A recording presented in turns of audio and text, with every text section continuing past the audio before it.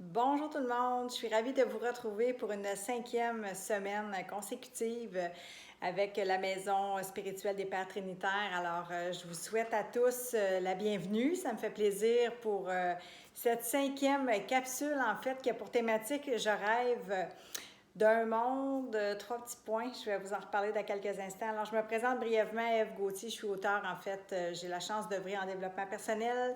Je suis animatrice d'ateliers, conférences et puis j'ai aussi à cœur d'accompagner vraiment des gens. Donc, à émerger de leur souffrance, à renaître à qui ils sont véritablement avec beaucoup d'humilité à titre de guide. Alors voilà, donc cette thématique m'interpelle particulièrement, puis c'est sûr que ça apporte toujours une introspection, une réflexion aussi sur m'ouvrir sur mon monde. De quoi est-ce que je peux rêver, de quoi est-ce que nous pouvons rêver collectivement pour ce beau monde, parce que je le trouve beau, notre monde. Et oui, ce serait facile de peut-être trouver, de critiquer ou de porter des jugements sur ce qui est, mais je vous dirais que depuis quelques années, j'ai plutôt envie de mettre mon focus sur toute la beauté qui nous entoure, tout le beau, tout le bon.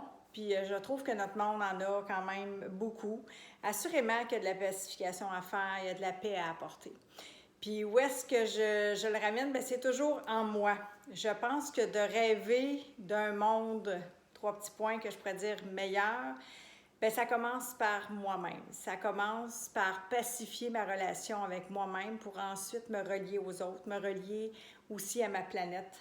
C'est-à-dire prendre soin de moi pour pouvoir mieux prendre soin aussi des autres et prendre soin de ma planète, prendre soin de mon environnement, de ce que la vie nous offre si généreusement.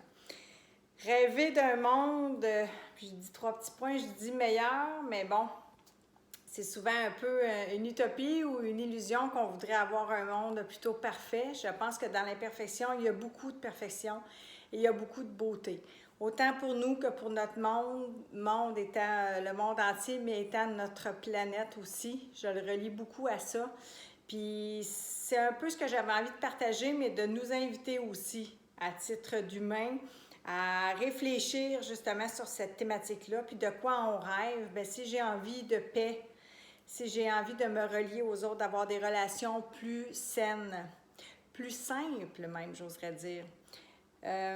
D'avoir de la connexion aussi, hein? D'avoir des relations légères, mais d'être capable aussi d'avoir des communications, des conversations profondes aussi, de pouvoir remettre en question ce qui est, d'oser des fois même ébranler un peu des vieilles croyances, des vieux systèmes qui sont mis en place, que je ne dis pas qu'il n'y a pas du bon dans les vieux systèmes, mais d'aller aussi vers un renouveau, hein, parce que moi, c'est beaucoup mathématique, renaître, puis pour renaître, pour laisser place à un renouveau, bien, on doit laisser aller aussi de l'ancien, on doit lâcher prise, hein? Souvent on va utiliser ce terme-là.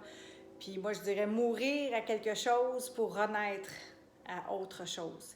Alors pour moi cette thématique-là de rêve aussi, je trouve ça important puisqu'on vient chercher l'aspect créateur, le vivant en soi aussi, toute cette créativité-là pour mettre la main à la pâte, l'épaule à la roue, s'unir, s'entraider, se mobiliser en tant que société, en tant qu'individu, mais pour pouvoir changer des choses ou en tout cas améliorer des choses. Puis souvent, j'aime bien dire en lien avec ça, des fois, c'est pas tant de changer des choses que de venir changer le regard que l'on pose aussi, comme je l'ai dit un peu au début de cette vidéo-là. D'avoir un regard avec davantage d'amour, de bienveillance, de compassion, de comprendre, hein, d'être empathique face à l'humain devant ou à notre planète qui souffre. On en porte tous des souffrances.